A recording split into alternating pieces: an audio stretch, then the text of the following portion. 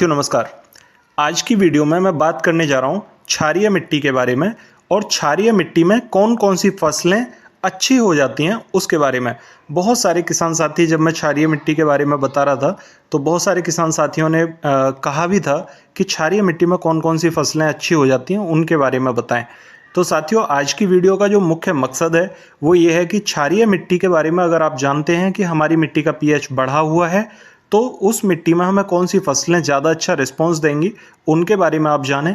और दूसरा पॉइंट ये है कि अगर आपकी मिट्टी सामान्य पीएच की है तो सामान्य पीएच वाली मिट्टी में अगर आप मजबूरन उन फसलों की बुवाई कर रहे हैं तो आपको क्या खाद लगानी चाहिए जिनकी वजह से आपको अच्छी फसल या अच्छा उत्पादन देखने को मिले।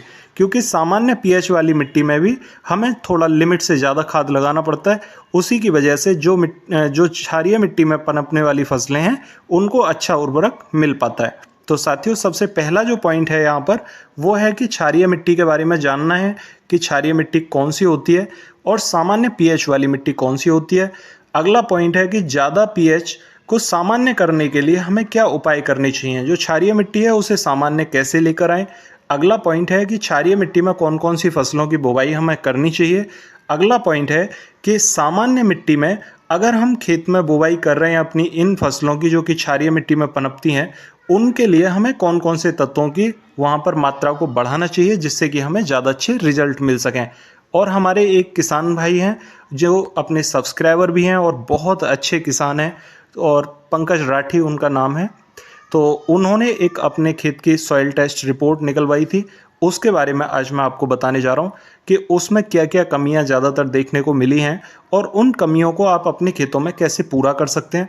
क्योंकि उसमें जो किसान साथी अपने खेतों की टेस्ट नहीं करा पाते हैं उनको भी ये पता लग जाता है ऑलमोस्ट कि हमारे खेतों में ये कमियां हो सकती हैं और उन कमियों की पूर्ति हम कैसे कर सकते हैं। ठीक है, तो सबसे पहले बात करेंगे यहाँ पर हम क्षारीय मिट्टी के बारे में कि क्षारीय मिट्टी कौन सी होती है और किस मिट्टी को हम क्षारीय का नाम देते हैं।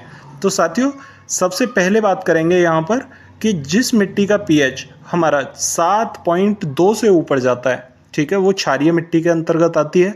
और जिस मिट्टी को हम सामान्य मिट्टी बोलते हैं वो मिट्टी का पीएच 6 पॉइंट से लेकर 7.2 के बीच में होता है, जिसे हम बिल्कुल आदर्श मिट्टी कह सकते हैं अपनी खेती के हिसाब से। ठीक है, और जो मिट्टी कम पीएच वाली होती है, मतलब 6 पॉइंट से नीचे के पीएच वाली मिट्टी को हम अम्लीय मिट्टी बोलते हैं। और इस मिट्टी में हमें अलग तरह की फसलें लगानी चाहिए जहाँ तक कि क्षारीय मिट्टी का सवाल है। ठीक है, तो साथियों, अगर बात करें यहाँ पर कि हमें क्षारीय मिट्टी में कौन कौन सी फसलें लगानी चाहिए, तो यहाँ पर हमें मटर, टमाटर, पालक, बीन्स, पत्ता गोभी, प्याज, लहसुन, सेब, चुकंदर, ये सब्जी वर्गीय फसलें हैं। और अगली जो अनाज वर्गीय फसलें हैं उनमें गेहूं, धान, मक्का, गन्ना, जौ, ज्वार, बाजरा इत्यादि जो किस्में हैं वो हल्की क्षारीय मिट्टी में भी हो जाती हैं। लेकिन जिन क्षारीय मिट्टी का पीएच 9 पॉइंट तक पहुंच रहा हो, वो बहुत एसिडिक मिट्टी होती है, उनके ट्रीटमेंट हमें बहुत ज़रूरी करने चाहिए। साथियों, अगर क्षारीय मिट्टी है तो उसको हम सामान्य करें, कैसे करें या क्या खाद लगा के हम उसे सामान्य कर सकते हैं। साथियों, यहाँ पर हमें अभी जैसे हमारे खेत खाली हो गए हैं तो इस अवस्था में एक जुताई लगा के खेत में अपने खेतों में यहाँ हमें जिप्सम 50 किलोग्राम प्रति एकड़ के हिसाब से लेकर उसका बुरकाव करना होगा। और बुरकाव कराने के बाद में उसमें एक जुताई लगा के खेत को खाली छोड़ दें 8 से 10 दिन के लिए। पानी ना लगाएं, उसे सिर्फ मिट्टी में ऐसे जिप्सम को पड़ा रहने दें। जिप्सम आपके जितना भी पीएच बढ़ा हुआ है, क्षारीयता बढ़ी हुई है, उसे नियंत्रित करने में काफ़ी मदद करता है। और जब आप 10 दिन के बाद में फसलों की बुवाई करेंगे आपको काफ़ी हद तक बहुत अच्छे रिजल्ट देखने को मिलेंगे।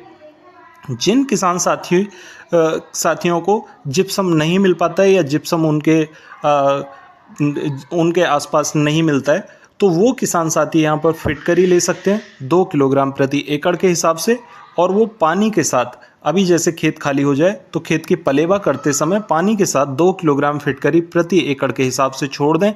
इससे आपके खेत में पीएच की मात्रा काफ़ी हद तक नियंत्रित होगी। 8 से 10 दिन में आपको रिजल्ट देखने को मिलेंगे। ठीक है साथियों, इस तरीके से आप काफ़ी हद तक अपने पीएच को मेंटेन कर पाएंगे।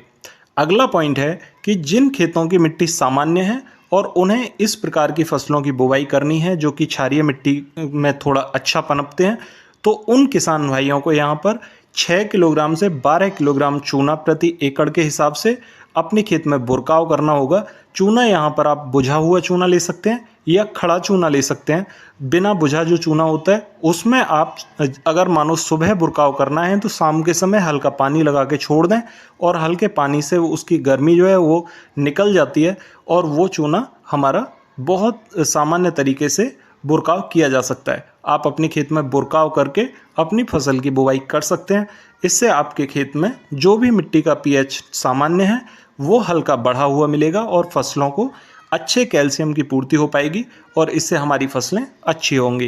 यहाँ पर जैसा कि मैंने आपको बताया था कि पंकज राठी जी हैं, इन्होंने अपने खेत का सॉइल टेस्ट करवाया था, मिट्टी का चेकअप करवाया था।